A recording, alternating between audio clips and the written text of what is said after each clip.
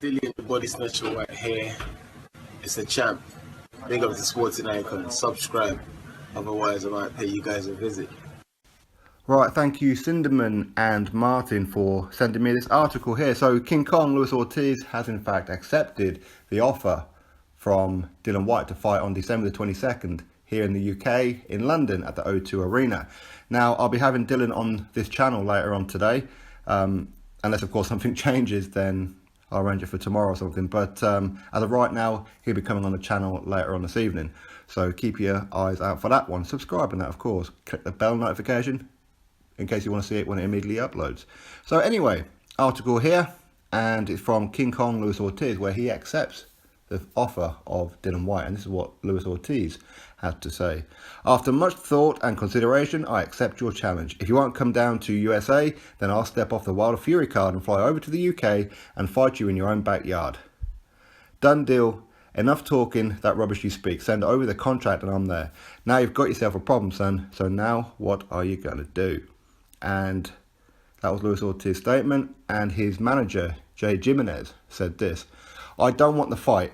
I told Luis no because we already offered him the fight here for December the 1st card and Whyte refused, and when WBC gave him a mandatory against us, he also refused, so why go on his terms to fly to the UK? That makes no sense. There is only so much I could do. As a manager, my job is to give the best advice and be there for my team, but he's a grown man and the truth is the fighter is the boss, so at the end of the day, they always have the last word. So I guess we'll be in the UK soon, and that is Jay Jimenez's statement.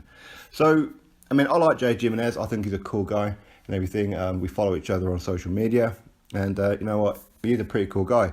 But to say that, first of all, that's a little bit of a red herring there, Jay. And with the fact that you said that Dillian Whyte refused a WBC mandatory, he didn't.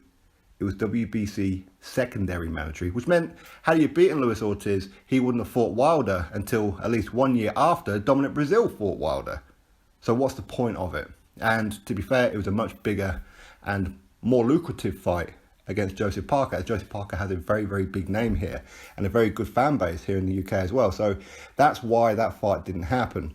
And also for the fact that Dillian Whyte did actually say that he did actually offer you guys July the 28th to come on over, but Luis Ortiz said it's not enough time, I'm not going to be ready for July the 28th, and of course he asked for a crap load of money as well as, but he ended up fighting on July 28th anyway against Razvan Kajanu. So no, I think you're wrong on that one, Jay. I don't want to be rude, but you are. Now, at the same time, though, I suppose he is building up his fighter. He's advising him no, and Luis Ortiz is saying, yeah, I'm a fighter, I'm going to do it. So now he's acting in the best interest of his fighter. So this would kind of suggest that the fight is pretty much on. Now, we do know that Dillian Whyte is going to be fighting on December 22nd anyway, and it made 0 cents for him to be going and fighting on the Wilder and Fury undercard. Dillian Whyte is not an undercard fighter anymore. Those days are gone right now, okay? Until either Dillian Whyte loses or he chooses to be on somebody's undercard. Until that time comes, he's a headline act. He sold out against Joseph Parker and, of course, against Lucas Brown as well. So there is 0 cents to Dillian Whyte flying over and helping out the card. I mean, if you guys actually think that Wilder and Fury needs Dillian Whyte on that card, then you're not very confident in your main event. Now, headline O2 Arena pay-per-view. As I said, I'll be getting Dillian on this channel later on today, and of course I'll be asking him about this.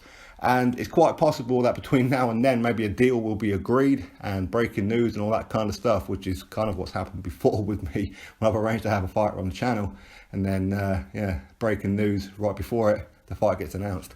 So anyway, let's see what happens. Maybe Dillian Whyte's already signed up to fight Derek Chisora, as that fight's been in talks for quite some time.